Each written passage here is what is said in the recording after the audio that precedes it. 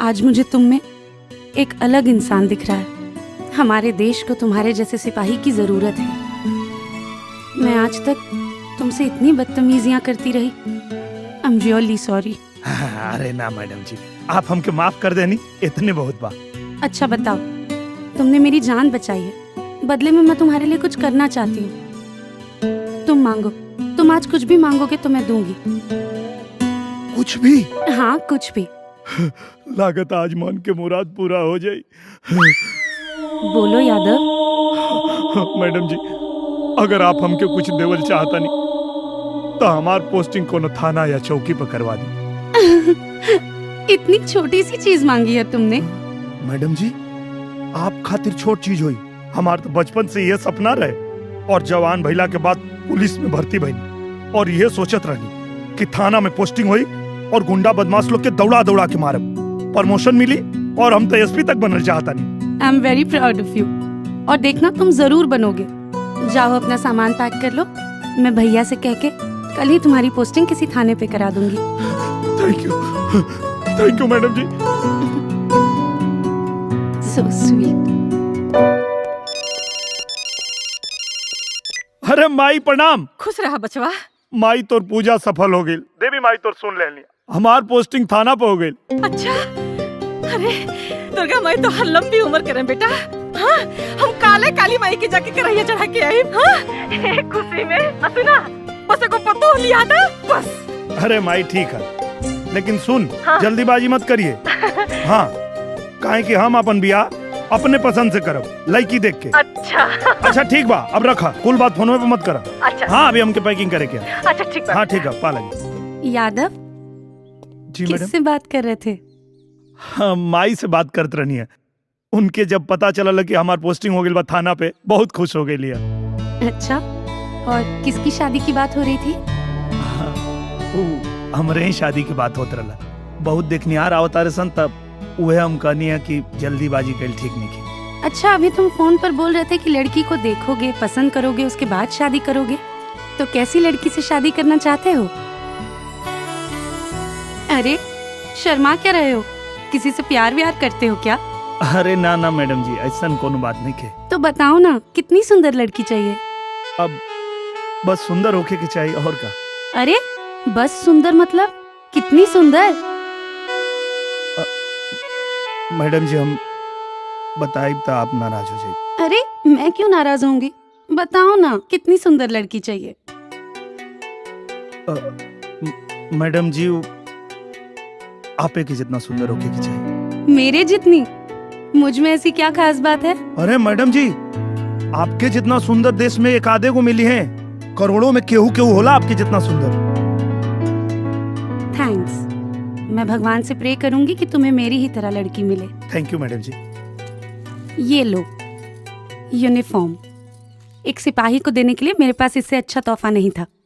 Thank you. और ये mobile भी रखो, मैं व्हाट्सएप पे तुम्हें मैसेज किया करूंगी। थैंक यू मैडम जी। मैडम जी, जब हमरा खातिर इतना कुछ करनी है तब एगो काम और कर दी। क्या? हमके 2 दिन की छुट्टी दिलवा दी, हम घरे जाके आ जाए।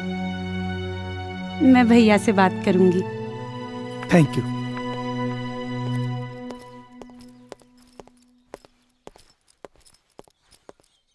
अच्छा राकेश भाई।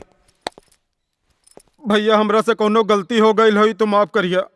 अरे यार, माफी मत मांगा, तू सच्चा आदमी होगा और सिपाही के सच्चा रहे के चाहिए। ठीक है भैया। काहो पलटू? अरे यार, काहे रोता रहा? ना यादव, ये खुशी के आंसू है, तू हर सपना पूरा हो गई। थैंक यू यार। चला रामदीन भाई। तोहर बहुत याद आई मर्दे, तेरे के बहुत मिस करे। अरे यार, तो फोन करिया, मिले आ जाए, कोनो विदेश जाता नहीं। चलो, ध्यान रखिए अपन। यादव। ओहो, का भाई? अब चला। तू चलबा तो यहाँ अलुआ के छीन ली। अरे यार, अपन ध्यान रखिए लोग। अच्छा, चश्मा निकाला, हमके लगावा। हाँ, चला, ध्यान रखिए लोग। जय हिंद। वाह, अब लग रहे हो ना दबंग सिपाही, बहुत जच रहे हो। बहुत बहुत धन्यवाद मैडम जी, हम आपके एहसान जीवन भर ना उतार पाए। यादव, ये एहसान नहीं है, तुम इसके हकदार हो। और अगर तुम्हें लगता है कि मैंने तुम पर एहसान किया है, तो मैं तुम्हें व्हाट्सएप पर एक मैसेज भेजूंगी। अगर तुम्हारा जवाब हाँ होगा तो मैं समझ जाऊंगी कि तुमने एहसान उतार दिया। जी मैडम जी। सुनो ना, एक सेल्फी हो जाए? जी मैडम जी।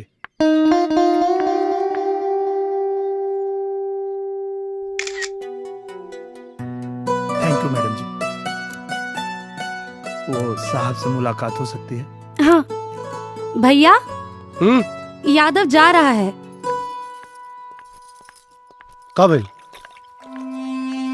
चलता हूँ सर। अच्छे से ड्यूटी करिए, अपना ख्याल रखिए। जी सर, जय हिंद। हेलो। अरे पिंटू साहब, जायदा, अरे हम आइब तो से मिले। जायदा, अरे हम आइब तो से मिले खातिर आइब, तो से जरूर मिले आइब हम। हाँ हाँ, आइब, बाय बाय। अरे सुनो पिंटू, यहाँ आओ।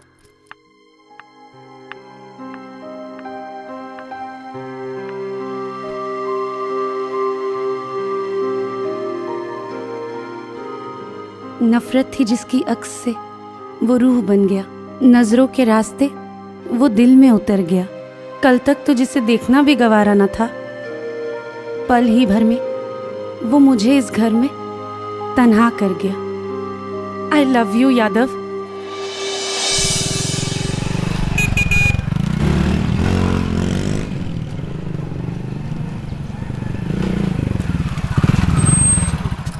प्रणाम भैया। अरे बेटा, कितना दुबरा गल हुआ बचवा। हैं? खुश रहा बबुआ। अरे खुश रहा। वहाँ खाए हुए के नहीं मिलत रहला का रे? अरे खाए के मिलत रहल माई, हमार मन वहाँ ना लगत रहल। अब थाना मिल गइल बा ना, अब अपने आप हम ठीक हो जाए। अरे देवर जी, खाना मिल गइल बा, बहुत खुशी के बात बा। बाकी अब जल्दी घर में एगो देवरानी चाहिए। हाँ। अच्छा, अरे काम को कितना थाक गेल बाड़ू का कि देवरानी खातिर इतना उकताइल बाड़ू? अरे बड़का भैया, भाभी ठीक है कहा तारी। अब तक घर में छोटकी भौजी के अभे के चाहिए। अच्छा, चाय पानी मत पूछिए, आजे बियाह करा दलो। अरे दुल्हे, लिया वाला लड़का के कुछ खाए पिए के दा। हाँ माई, लिया। पकड़ दो माई। दे। अरे आजा।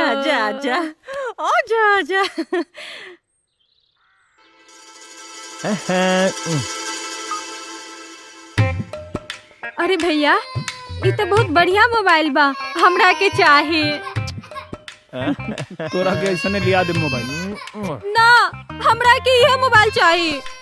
अरे ई क्यों देले बा हमके गिफ्ट, हम तो के नहीं दे सकत। माई बोला ना। आ दे ना दा बचवा, तू दूसर ले लिहा। अब फिर ऐसन के खास देले बा। अरे कैसे तोहनी लोग के बताई हम? हाँ? माई। नफरत थी जिसकी अक्स से वो रूह बन गया, नजरों के रास्ते वो दिल में उतर गया। कल तक तो जिसे देखना भी गवारा न था, पल ही भर में वो मुझे इस घर में तन्हा कर गया। I love you Yadav.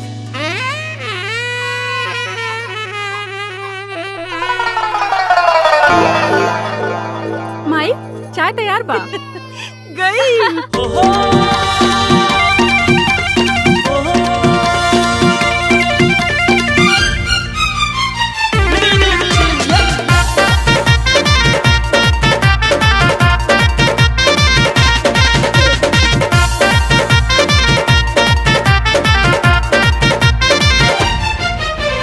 किस्मत के हो गइल खेला गजब, मैडम जी करेली हमरा से लाभ।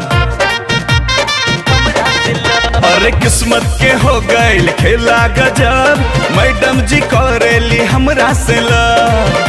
के अब दानापन देहब पूरा, आसमान हो हाथ में, हमरा जान आ गइल। के लागे जीत न लेहनी सगरो जहान हो हाथ में, हमरा जान आ गइल।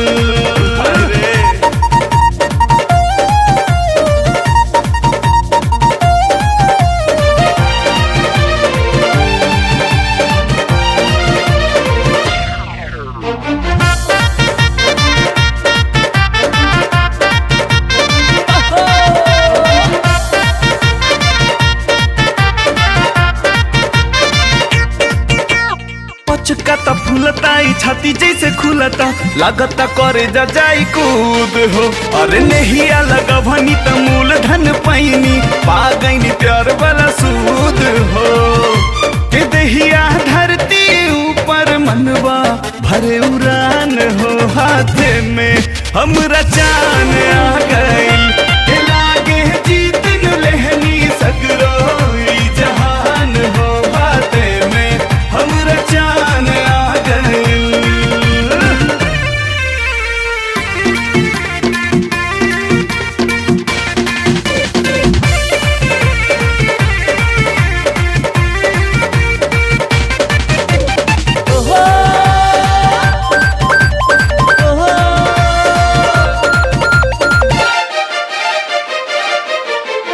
सीना से सटा के रख बहुत जोगा के आँच न अब देह प्यार में।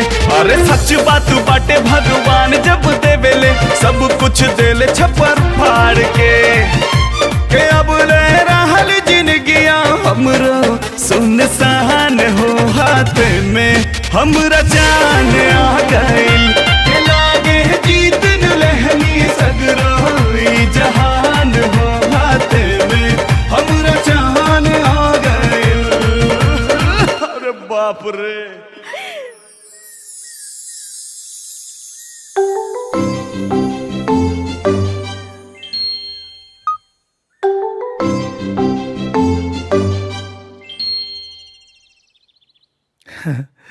मैडम जी हमके भरोसा नहीं के होत।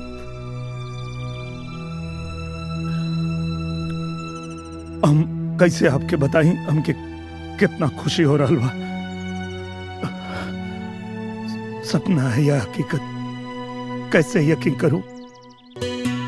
दिल में बची है खलबली किसको बयां करूं। हसरत थी दिल में खूबसूरत महबूबा मिले मुझसे करे प्यार उससे मेरी जरूरत हो। अब मिल गई हैं आप तो बस इतना कहूंगा कि इस प्यार को इज्जत मिले। कुछ ऐसा करूंगा। आई लव यू मैडम जी। आई लव यू।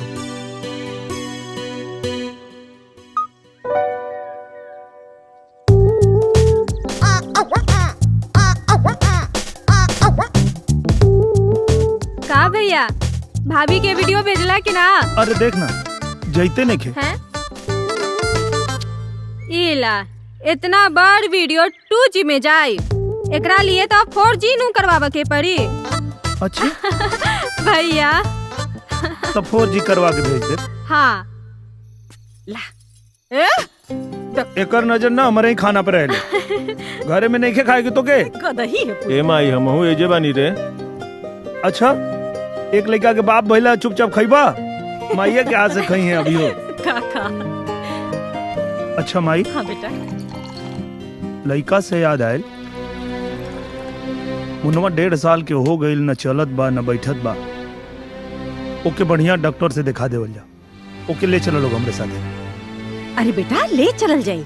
पहले अभी तोहार पहली पोस्टिंग है खूब बढ़िया से वहाँ बर व्यवस्था जमा ला फिर चलल जी पीछे से। अरे माई वहाँ बहुत बढ़िया घर ले ले। अच्छा हाँ कोनो दिक्कत ना हो। खाली तू लोग लेके चला ओके। दिखावे के तो बढ़ले बा लेकिन अरे सोचता तू चुप नहीं। रहा भैया। हर बात में तू ना ही नुकुर काहे करेला। ओके लेके चले के बाद बस भौजी तैयारी करा।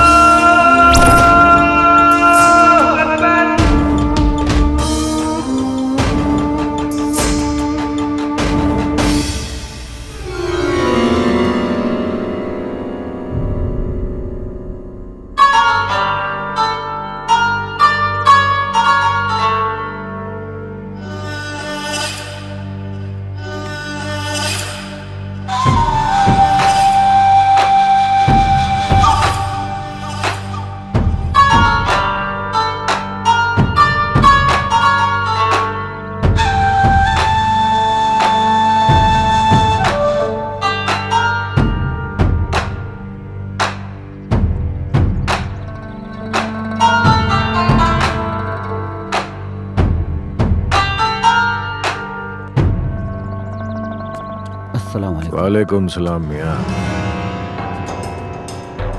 क्या खस्ता हालत बना रखी है आपने इस इमाम बारगाह की। पुरखों की ये मलकियत अब आपसे संभाली नहीं जा रही है। बेहतर यही होगा कि आप इसे हमारे हवाले कर दें। यह हमारी दिली ख्वाहिश है। और इस इमाम बारगाह के एवज में हम आपको वज़बुल अदा हदिया पेश करना चाहते हैं ताकि हमारे लिए जायज हो सके। मेरी ख्वाहिश है कि आप मेरा ये मुख्तसर सा नजराना कबूल करें। आपके जज्बात की कद्र है मुझे, पर अफसोस मैं इमाम बारगाह आपको फरोख्त नहीं कर सकता। पहले नजराने की रकम तो सुन ली होती जनाब। 5 करोड़ की रकम कोई कम नहीं होती।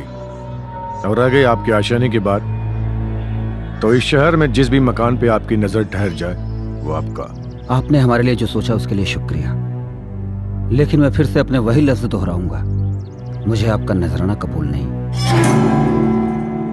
या अल्लाह, हम तो आए थे तेरे दीन की खिदमत के लिए, मगर ये इससे मंजूर नहीं। मियां साहब, इस इमाम बारगाह से आपकी मिल्कियत तो जाने ही वाली है। अब आपको फैसला ये करना है कि 5 करोड़ चाहिए या 5 गोलियां। आप जुल्मों सितम से ये पाक दरगाह हासिल नहीं कर सकते। आप हमें मजबूर कर रहे हैं मियां। तो ठीक है, जो आप मुनासिब समझें।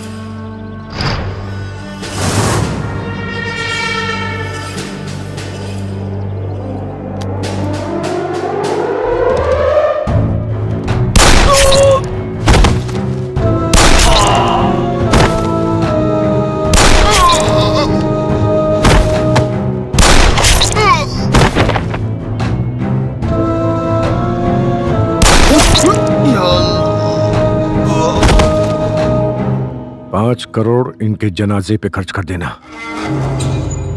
ताकि देखने वालों को पता चले किसी रईस से पाला पड़ा था।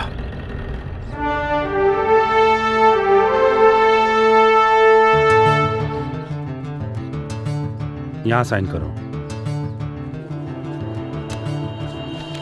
बहुत बहुत बधाई हो तुम्हें नई पोस्टिंग की। थैंक यू सर। सच्चाई और ईमानदारी से काम करना। जी सर। जाओ चेक पोस्ट संभालो। जी।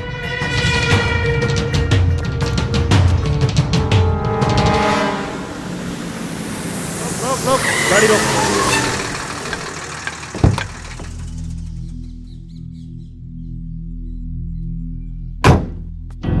का सिपाही जी, का बात है?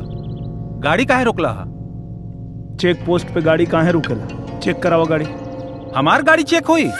हाँ, दिखावा। कहा गाड़ी में? जानवर जबा करे बदे जाता, तोरा का मतलब बा?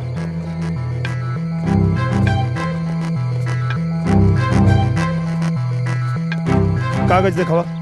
हमनी के काम बिना कागज पत्र के होला। अच्छा, ले जा चालान कटवावा। चालान? बहुत डेंजर आदमी है ये। अबे डरात काहे बात? ले जो चालान कटवा, हम 4G रिचार्ज करवा क्या होता नहीं। चला देखा तही के हमार चालान करवावेला। अली भाई। अरे भाई भाई, यहाँ कैसे? तोहार दुन्नू सिपाही हमार गाड़ी के चालान काटे खातिर बोलले बा।